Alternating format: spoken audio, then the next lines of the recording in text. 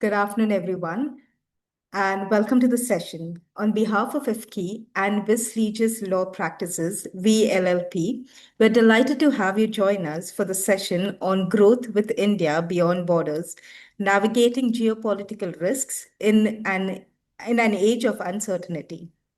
Before we begin, let me run you through a few ground rules. We would like the session to be as interactive as possible, and therefore we encourage you to kindly share your questions in the chat box, and we will take it towards the end of the session. It's a request to kindly share the questions with the organizers only. We will pick it up towards the end. To give you small context, as businesses continue to expand globally, understanding geopolitical shifts, be it trade alignments, regulatory changes, or economic developments, have become a critical to strategic decision making. Today's session aims to offer practical insights into navigating these complexities while identifying opportunities for growth. Setting the context for today's discussion, we have Mr. Nihar Thakre, Managing Partner at VLLP. He advises multinationals and domestic clients on cross border transactions, corporate restructuring, and dispute resolutions, and works closely with foreign investors on market entry, regulatory strategy, and managing geopolitical and legal risks in India. He holds an LLB from Government Law College, Mumbai, and has completed the International Commercial Litigation program at the London School of Economics. Joining him is Mr. Chintan Thorat, a geopolitical risk analyst and strategic advisor with over 18 years of experience across public policy, regulations, and market dynamics. He specializes in supporting corporates and investors in navigating India's complex operating environment with a focus on market entry, expansion strategy, and risk mitigation. He serves as a senior consultant at VLLP, where he leads the geopolitical risk advisory vertical. With that, let me now invite Nihar to take the discussion further. Thank you, Tracy, for that introduction. A very good afternoon to everyone joining us today. On behalf of this Legis Law Practice, it is a pleasure to welcome all participants to this webinar organized in association with the Indo-French Chamber of Commerce and Industry. Before we begin with our formal presentation, I would like to set the stage for today's discussion. The theme of today's discussion, that is Grow with India Beyond Borders, navigating geopolitical risks in an age of uncertainty, reflects a reality that businesses across the world are increasingly confronting. In an increasingly uncertain global environment, geopolitical developments are playing a central role in shaping investment decisions, supply chain, and international trade dynamics. As businesses are expanding across borders, understanding political, regulatory, and economic shifts has become essential to long-term corporate strategy. At the same time, we all know India today is offering extraordinary opportunities. However, entering India successfully requires more than market enthusiasm. It requires a nuanced understanding of not just national, but also local geopolitical risks, regulatory dynamics, federal state complexity, and institutional behavior, amongst other factors. I believe what foreign companies need to understand is that India is not a single uniform market. It is a federation of states, each with its own political priorities, regulatory landscapes, cultural dynamics, and enforcement realities. Policy shifts, electoral cycles, sector specific sensitivities, and compliance frameworks can materially impact business outcomes, particularly for foreign companies entering the market. Over the course of years, we have observed that companies which succeed in India are not necessarily those with the largest balance sheets, but those with the understanding and ability to anticipate and manage risk. Understanding these dimensions early allows companies to structure investments more effectively. It helps them in choosing the right partners, to confine risk, and to avoid expensive course corrections later. I believe India-France relations today are entering a phase defined not just by opportunity, but by intent, structure, and long-term commitment. At the same time, Broader frameworks such as the Indo-EU Free Trade Agreement, India-EU Free Trade Agreement, are expected to further deepen economic engagement between India and Europe, thereby creating new opportunities for cross-border investments, technology collaborations, and market access. Institutions such as the Indo-French Chamber of Commerce and Industry, together with informed geopolitical risk analysis, play an important role in creating an ecosystem where foreign businesses can engage with India with confidence and clarity. Our today's discussion will also reflect conversations taking place at global economic forums such as the annual World Economic Forum in Davos, where earlier this year in January, VLLP hosted a dialogue in association with the Swiss Business Hub and the Switzerland Global Enterprise. The dialogue entirely focused on geopolitical risk analysis for India market entry and expansion, and how geopolitical risks and economic realignment are increasingly shaping the boardroom decision making. Having said that, and to dive deeper into the subject from a practical and boardroom relevant perspective, it gives me great pleasure to welcome our risk analysis partner, Mr. Chintan Thorat. Chintan, who specializes in geopolitical risk assessments for companies looking to enter or expand in the Indian market, will share his presentation that follows. Practical insights would be provided on how foreign companies as well as Indian companies can evaluate and mitigate risks nationally as well as, more importantly, locally in here in India, while still capturing the upsides of one of the world's fastest growing economies. With that, I invite Chintan to take us through the presentation. Thank you. Uh, Thank you so much, Nihar, Tracy, Umema. Uh, Hello, everyone. Good afternoon to people joining from India. Good morning to people who may be joining from France, Europe, or anybody else. First of all, yep, again, thank you for being here. And honestly, I'm just glad today that we all woke up to a morning where things were relatively stable. Nobody bombed anybody. Nobody destroyed an entire civilization. So yeah, things are great. Life is great, is what I am to say. Uh, we are here actually to kind of discuss on two very important factors. First of all, I and Nihar and I, we are trying to kind of make people think about how they think about geopolitics. So, what is the definition of geopolitics, and how the frameworks of political risk are changing, and what every company in the world should kind of include in their framework going ahead looking at political risk. Why am I saying that? Because just a few days ago, uh, things didn't look like that. The world was relatively stable. The trade routes were open, supply chains were intact, political tensions were relatively low. But overnight, everything changed. Conflicts arose, tariffs came, wars were waged, presidents were kidnapped. So many things happened. A big war was going on in the Middle East. Iran was being bombed. Iran was bombing their other neighbors. So many things were happening at the same time. And suddenly, out of nowhere, a peace deal was brokered. And by a nation that nobody thought of, Pakistan. I mean, who would have thought of that, right? But such is the geopolitical situation right now. It's very volatile, it's very uncertain, and that is the truth of the day, that we are living in a very uncertain, volatile world where the outcomes are unpredictable, where roles are constantly shifting, and what seems unlikely one day becomes reality the next. And that is exactly what we are discussing today: political risk and geopolitics, and how we should be looking at it from a new lens, and how it should no longer be an optional subject to look at, but it should be a central subject. Now, if you can zoom out for a second, and you can see for the last 30 years, the world had become deeply globalized. With the rise of internet communication technologies, global markets, interconnected supply chains, everything we do globally had some local consequences, and everything that we do locally had some global consequences. And hence, the term that is used over here is today is political risk in global economy, because everything is now interconnected. Now, as I say, that we are living in a world of age of uncertainty. The AI is transforming industries. The way we work, trade, communicate, even make decisions is changing faster than ever before. And the truth is, we don't really know what the next 5 to 10 years hold for us. So, in this environment, which is volatile, fast moving, uncertain, there is one critical question. Are we actually paying enough attention to what is driving all of this?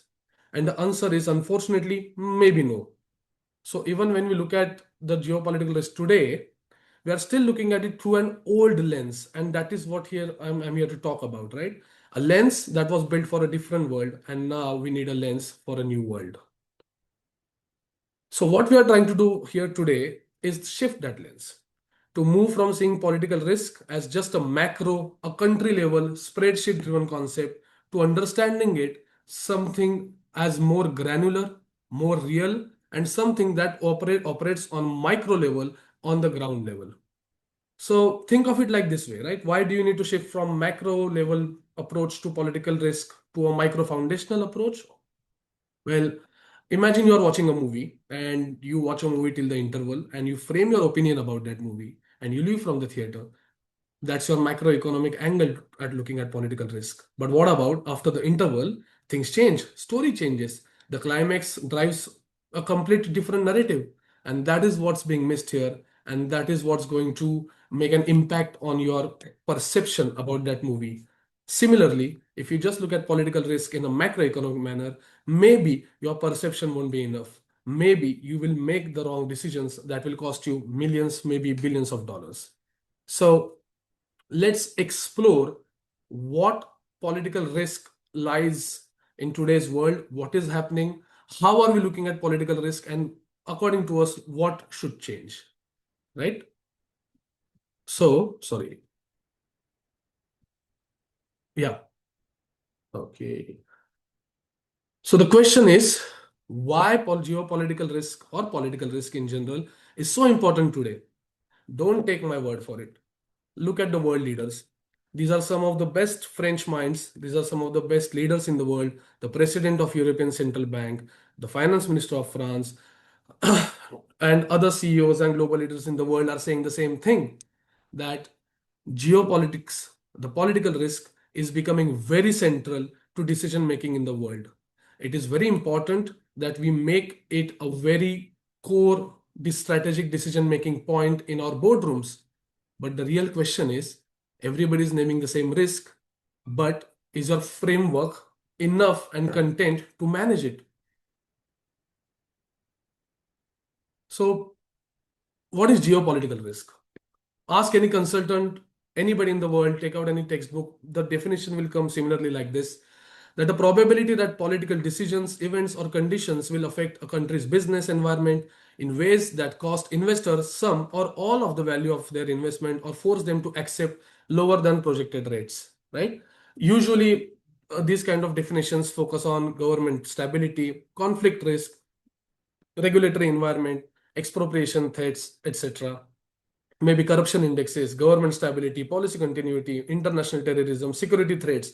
All these factors are also, kind of taken into consideration. But is it enough?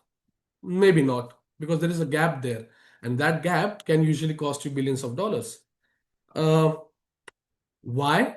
Because most of the political risk indexes in the world, they are based and built upon a framework that was created in the 1980s and 70s and 90s, which used to have like 22 parameters. One of the example that I've shared here is the ICRG model, which was created in 1980s, which is used by a majority of consultancy firms in the world.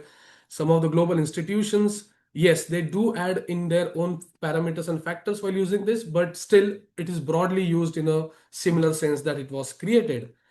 It has 22 parameters, 12 of them are political, 5 financial, 5 economic factors. As I said, they look at GDP growth, inflation, sovereignty, corruption index, democratic index, etc. That is great. That's a great way to understand a country, but that's a great way to understand a country in phase one, but not when it goes deeper. Why? Because I'll give you 3 examples. When you look at the political risk in a macroeconomic angle, you may miss out on a few things that are caused by microeconomic indicators. Now, or micro actors for that matter. Now I've shared 3 examples over here with you, right? So these were caused by micro indicators and micro actors, and obviously they had more kind of decision making factors to them. But just to give you a gist of an idea of how small unit can actually create a big impact in the world, these 3 examples are right. The first one being Arab Spring.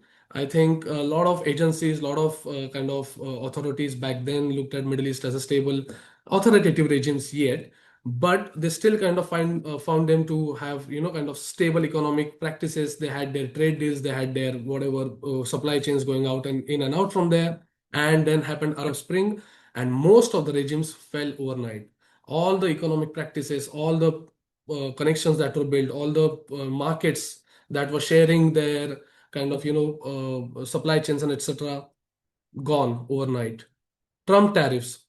Nobody thought that after the rise of World Trade Order, we would actually see tariff wars again. But a century later, Mr. Trump decides to kind of go after every country for whatever his policies are and start a tariff war all across the world, which destabilized the entire world. So much so that the Prime Minister of Canada had to come out and say that it is time for the world to have a new world order. So imagine one person's actions were actually kind of almost destroying something that was built for a century by thousands and millions of people coming together. Iran war, similar situation. Nobody thought that, America will go to war with Iran because there were no terrorist attacks. There was nothing that was happening. There was no valid reason to wage a war, yet a war was waged. And how? Like the entire world supply chain, oil, gas, everything, you name it, everything was affected by this one action, and everybody is paying a cost for that. So, three eras, three failures, same root cause, maybe looking at the wrong indicators.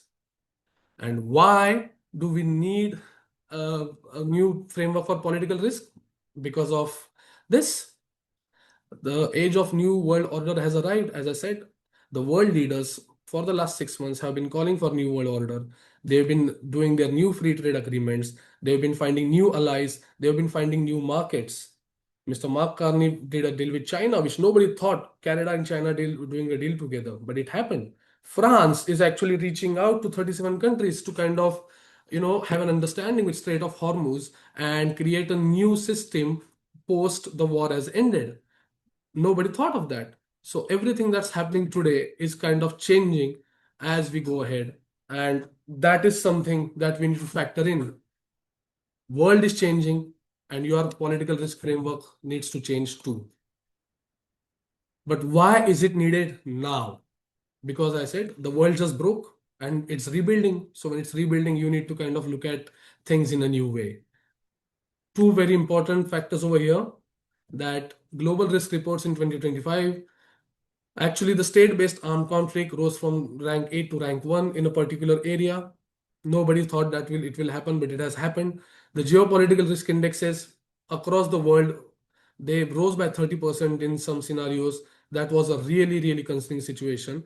And the most important part, the World Economic Forum in July 2025 came out with a suggestive circular saying that every company in the world now needs a chief geopolitical officer. Now, it is important to understand it is not suggested, it is not maybe, it is not something, oh, it's so good to have. No, it is needed. And that need is what defines the world tomorrow. Think of it this way. Some of you may be familiar with this name, Mr. Kiyoko Honda. He was the former CEO of MIGA with World Bank Group. They came out with a beautiful World Economic International Political Risk Index report in 2013. If you've not read it, please go ahead. It's a beautiful, beautiful document to read. So he had a very nice take on world's political risk. He said that around 80% of investment risk is political, which is very true. Every action, every market action that's been done has some kind of political angle to it. It may be local, it may be state, it may be national, it may be international, but it does have it. And yet, only 20% of attention is given to political risk. Now, that is something concerning. Imagine 80% of your money, you can't just give 20% attention to it. You need to give more attention. And that's very important going ahead because the damage is massive. Like 65% of CEOs, a survey was done by MIGA only back then, and 65% CEOs cited that geopolitical instability they thought is their number one threat. 45% doubt their company survives 10 years on current path, and so and so. There are so many stats available here, there are so many stats available online. You can just go and see for yourself what is the damage that can come out because of not paying attention to political risk. Some of the smallest examples, Russia and Ukraine war, the total corporate losses almost went to 130 billion. Nobody thought, everybody said, oh, you know what, Russia-Ukraine war will never happen. NATO is there, so many things are there. It will not happen. Russia will not invade Ukraine, yet they did. They said that the war will be over in 1 month. It's been almost 3 years to that day now. The war is still going on. So much of money lost, so much of trade lost, yet we are still kind of navigating around how to go around these events. But here's what something people will tell you, that political risk is not just something that we should think of as a fear mongering thing or we should be scared of. No, it's a double-edged sword. Those who ignore political risk may face losses in their businesses, but those who master it, especially in terms of India, will see tremendous gains. And those Indian entrepreneurs here know what I'm saying. They've seen it around them, they've seen it in the newspapers, they've seen it on national markets.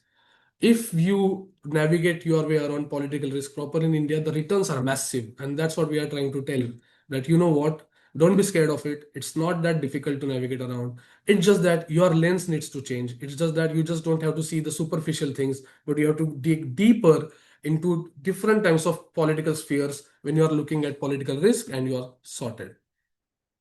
Now, why I'm saying that? Because the conventional parameters, the parameters that had 22 parameters, the framework that has 22 parameters, they are great, but they are like kind of an incomplete Sudoku. So it's like trying to finish a Sudoku by just filling out the edges. You can't. You have to go deeper into the center. You have to go deeper, right? In a similar way, going ahead, the drives or the outcomes of your decisions are not just driven by your national, international political risk indicators. They're also driven by local things, such as, for example, state level politicians, the bureaucracy, the land, the labor, the community factor, and informal influences of political circles in the economy. This is the reality. A lot of political risk indexes in the world, they have a very idealistic view of their parameters. We are trying to say, look at the real thing, don't shy away from it. The local political power structures are very important when it comes to considering your strategic decision making of your business, and these are all the factors that drive your business ahead. Now, why is this important again? I'm just going through this small slide over here, that India EU free trade agreement. There's been signed. Some call it the mother of all deals. Amazing. It will open so many opportunities for so many people going ahead. There is so much of, kind of optimism about it in the market. But also, when you're entering a complex market like India, when you bypass the central power structures, the state power structures, and when you actually go on the ground, the things slightly behave differently. It's like if you understand the concept of quantum physics, the laws of physics don't generally apply to quantum physics. In a similar sense, the laws of state, national, and international political risks do not kind of apply to the local risk. And you need to kind of amalgamate it, because this entire opportunity can actually, be extremely wonderful for so many people if you navigate around the local structures properly. Now, this is an important angle again, which I'm going to share why it is important. Like Nihar suggested, Nihar said that in 2026 January, we had an event in Davos where we spoke about TEPA, EFTA, and again, the need of looking at geopolitical risk in a new lens. And what we've been saying for the last 8 months, that start looking at geopolitical risk as not an international thing, not a national thing, but also a local thing. And this entire kind of thought process, this entire kind of structure we presented over there. I'm really happy to share that on 21st January, we kind of put out this idea that, you know what, geopolitics is local and you need to look at it in the same way. On 22nd January, World Economic Forum at the Congress House had a session on the similar lines, saying that geopolitics is local, that you need to look at your geopolitical risks and your all the kind of things that are related to it from a local lens. And so we are in sync with what the global institutions are saying. We are in sync with where the world is heading. The question is everybody who's joined over here, are you also changing your framework or not? Because now the reason to change your view is this, that this is the age of uncertainty, right? We are moving from stable multilateral orders to fragmented blocks. The tariffs have been weaponized. Geoeconomics is the new game. Now, annual analysis is not sufficient. You have to be on top of your game. You need to have real-time analysis. You need to have daily updates, weekly updates, and monthly updates about what is happening around you. And subnational variance is everything. Things will be different in Maharashtra. In Maharashtra, things will be different in Pune. They might be different in Nagpur. They might be different in Latur, wherever you are working. It might be a very different story in Tamil Nadu. So you cannot have a country average and base your decisions on the country average. You really have to go on the local level to understand how we are going to navigate this entire situation. Now, the 22 parameters that I mentioned, they have three big dimensions. The first is political, which is again national level, that has government stability, corruption index, democracy scores, etc. Second is economic, that's GDP growth, inflation, currency stability. Third is financial. It is important. I'm not saying it is not important. These factors are very, very important. But now you have to build on these factors and you have to look at political risk in a more deeper way with not 22 parameters, but 36 parameters divided into six dimensions. And this is exactly what we are trying to tell you right now, that these 36 parameters, they are interlinked with each other. If you are able to analyze, if you are able to get a proper understanding of these 36 parameters, you will be able to navigate the political economy, the patterns, and every other risk that is involved with that situation very easily on local, state, national, and even international level. Like you can take the same framework, you can apply it to any other country. You just have to get the data on these parameters in a proper way. You have to analyze it in a proper way, and you will have a picture that will give you such clarity that your decision making will be more accurate, and there is the risk of you making some wrong decisions related to political economy would reduce. But yes, I understand this also, that 36 parameters, it's a bit scary because there are six dimensions and it is really complicated because they are not a unilateral uniform way. They are a multilateral kind of a framework that every parameter in these 36 parameters is interlinked with each other. Every single parameter is dependent on the other parameter and it behaves in a very complex way. So, yes, it's a bit difficult, but it is needed, it is necessary because understanding these parameters from a micro foundational approach is going to tell you exactly how the actors behave locally and nationally and internationally. Small example, if you don't understand, if you don't take into consideration the local factors, the Vodafone cost, or the Vodafone case, what had happened, the Apple suppliers case as well in India. So many people, I'm not going to, say it out loud, what happened with the one particular Apple supplying company that tried to establish itself for the last 12 years and had to go rounds and rounds and rounds in different state. And internationally, Tunisia, local political revolt, overnight it collapsed, and a lot of people lost a lot of money in that entire situation. So when it comes to these 36 parameters, my question is, can you solve it? Yes, you can. Should you? No, because it takes years of learning to kind of understand these complex factors and analyze them at perfection. It's like, can you be a lawyer? Yes, you can, but are you willing to put in 5 years of your life doing a degree and then 10 years getting an experience? No, you'll just kind of get an expert on board, right?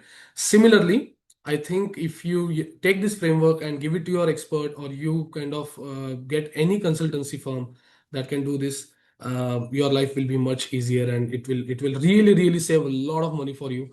I won't be sharing a lot of real life examples over here, but maybe on a personal level someday I can tell you exactly how many companies have faced how many crores of losses during their not complying to the political risk frameworks properly. Okay, so but I'll definitely take you through these six dimensions because 36 parameters would be a very long journey to kind of tell you in this 5-10 minutes that are remaining with me. So the first dimension is power centers and governments. exactly how they behave, you should be able to gauge that, you should be able to analyze that nationally, state, and locally as well. The municipal corporations, the Jilla Parishads, the state governments, the national governments, other authorities, judiciary, everything involved together, that forms your power centers and governments. The second is local social political economy. Now, that is very important because any local political economy is shaped by the culture of the local community, caste, and culture. And you really need to have an idea about where these behaviors of communities, caste, and cultures, and how they are driving the local political economy, including the availability of skilled labor, the scientific temperament of the people, if they are pro business or not pro business. So many things happen. You have to kind of do a proper insight into that. The third is caste and communities. Yes, social structures do make a big difference when it comes to any business that is trying to operate on any kind of market. And if you have an understanding of that, you'll be able to kind of engage with them better. Also, if you are falling under the CSR purview, you'll be able to understand and you know how to spend your CSR funds better in that area that you're operating in so that it will have a maximum impact on going ahead. Yes, the market overview is very important. That has every single element of your market research, your whatever logistical supplies, government incentives, land, labor, all these things that come under there. Now, labor equations and trade unions is also very important because a lot of trade unions have a lot of political interference in them. You have to understand how this trade union behaves, in what way, and what is the best way to kind of manage or mitigate the risks that are posed by these trade unions. Some of them are driven by caste sentiments. So if you have better understanding of those caste and culture, you'll be able to kind of mitigate the risks that are rising up out of them very easily. And the last and most important, the very real factor, which I think every company should analyze, is what I say is like MVP, that is the most valuable politicians. So when you go on the ground, there are a lot of political interference in this country. There are a lot of political structures that go beyond the era of politics. They are connected to businesses. They are connected to bureaucracy. They are connected to laureates. They are connected everywhere. So political economy in itself has a very kind of circular structure over here, and everything is interconnected with each other. So the stakeholders have some kind of say in market, the political stakeholders, and the market stakeholders have some kind of say in politics. And you have to understand those structures properly so that you know, while setting up your business, while entering a market, or while expanding into a market, where the political risk index of that particular area stands. Because you don't want to enter a market and then later say, oh, I shouldn't have done that, maybe there was a better option somewhere else. So instead of kind of regretting it later, it's better that you do your homework properly. You have a proper insight into all these things and then form a more informed decision and act on it. Now, there are three tools when you will be analyzing these 36 parameters. One is stakeholder mapping, who decides, who gets, and who influences. Second is tree analysis. Then that's very important because in India, there is something that as we call as formal authority versus real authority. So you need to kind of understand the difference between both. And if you have a proper, kind of understanding of that, it's easier. Official processes versus actual processes, and stated timelines versus realistic timelines. And the third part, as I said, influencer network, because in India, everything is political economy. The markets and politics, they go hand in hand. Now, there are two paths to mitigation, look in not just in India, but globally as well. Now, MIGA provides something called as political risk insurance, which is a great option to try if you're into international business and you have multiple operations all over the world. If you've not kind of gone through that, I request you to kind of do a search on that and see if you can avail benefits of that. That's very useful, especially currently in times when everything is just going haywire. Or secondly, the political risk consultancy. As you go ahead, you may have somebody with you already as a consultant, or you may be looking for someone. Just ensure that whoever is coming on board to advise you, they follow this new framework, not just our framework, they can create their own framework, but they have to look at geopolitics in a local sense to give you value for your money.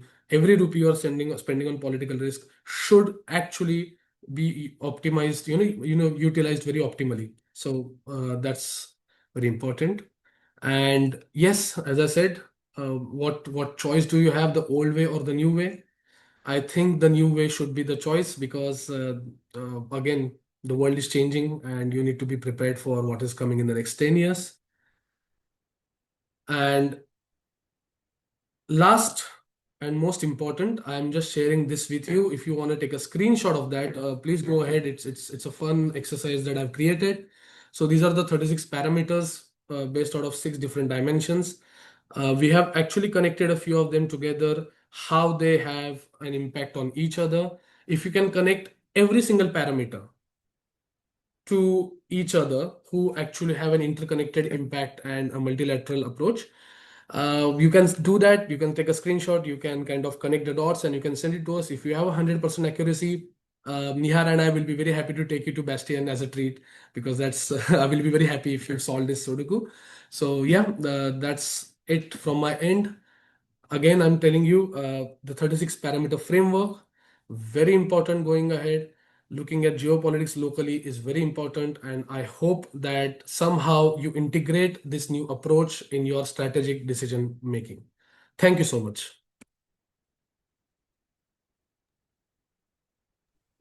Thank you so much, Chintan, for this very insightful presentation.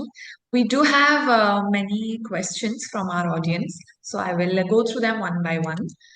The first question that has come up was that if a company were entering India today, what would be the first 2 or 3 micro level risks that they should assess before even thinking about macro indicators? Yeah. So I'm sorry, there is some issue with my. Sorry, yeah. Uh, so the first 3 micro level risks that you have to understand is first of all the market dynamics. You have to understand where you are setting up. Is do your product, like the kind of skilled labor you require, the kind of infrastructure you require, you have it or not, right? That's your basic thing. You have to like kind of shortlist 2 or 3 places where you can set up your plants, firms, trades, operations. Second, then you have to go through the local power structures and bureaucracy because that is very important to understand if you are going to have a proper support that you require from the government or not. And third, and not just local but the state level as well, what kind of pro business activities the state government is doing. So you have to understand the local and the state level dynamics.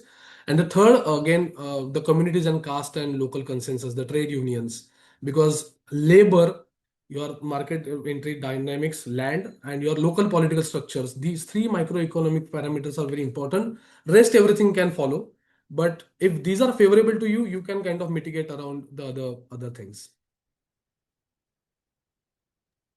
Okay, all right. Another one, which is related to the 36 parameter framework that you showed us at the end. Any example of a study that you can talk about showing how these parameters are used in an Indian context?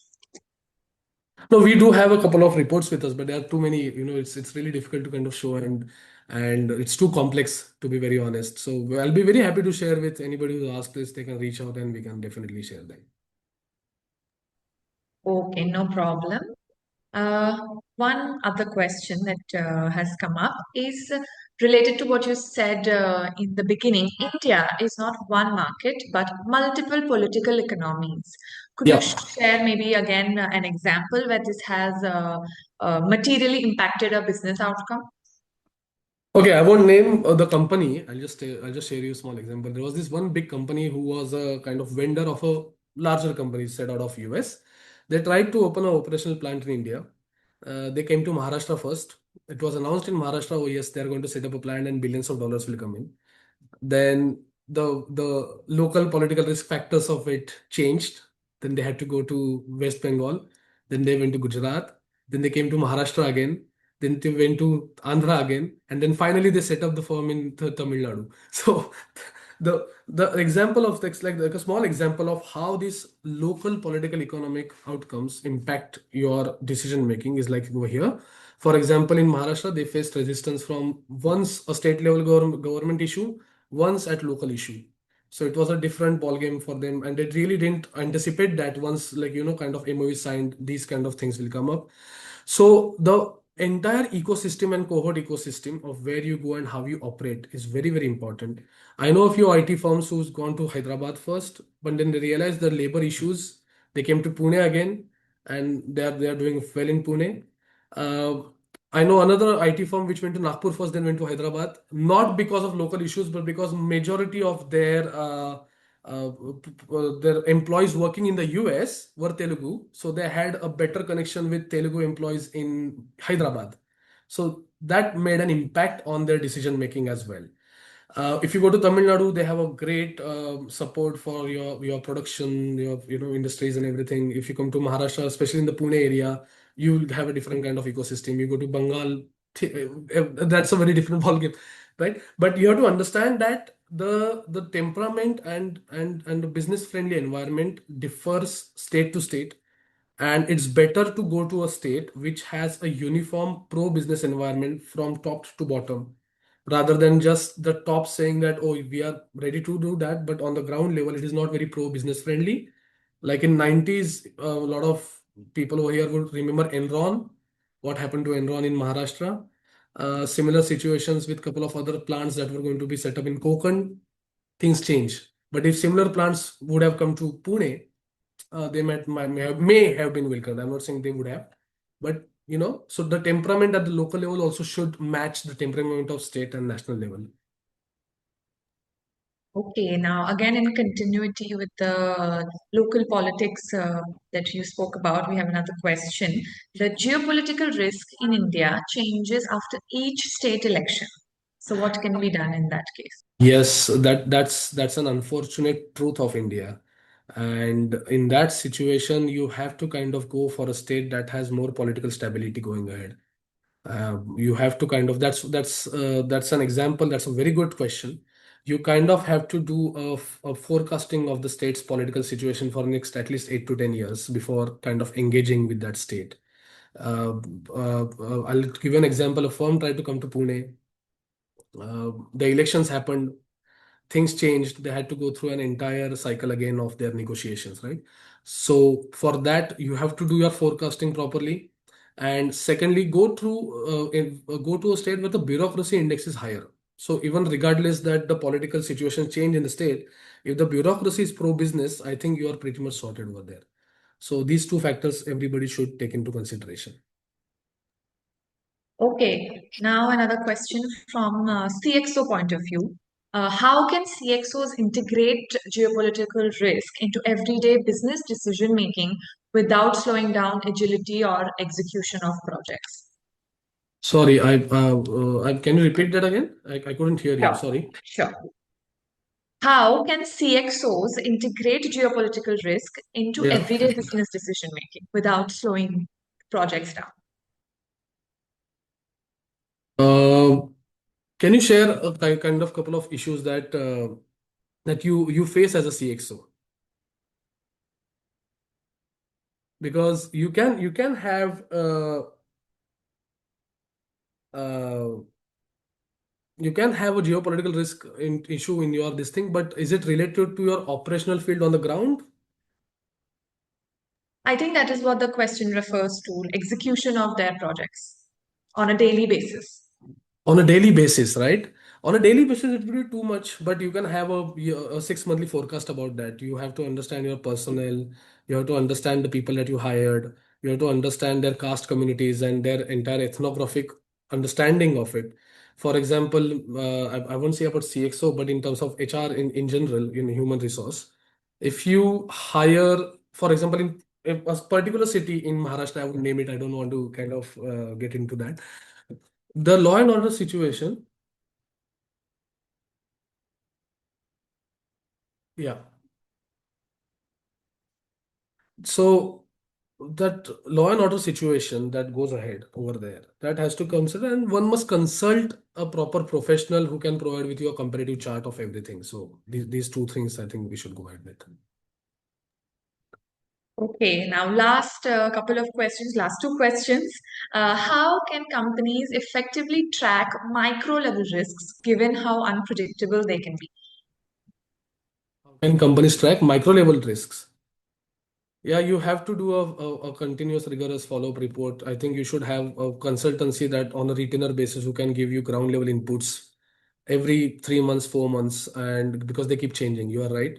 And it's better to have somebody on a retainer basis who can advise you on what is changing on the ground regularly rather than doing it yourself. Right. And now, one last question for you, Chintan. Looking ahead, which geopolitical risk do you believe companies are still underestimating even today? Local power structures and local political economy, and most importantly, the caste and communities and labor issues and trade unions. They are still underestimating that.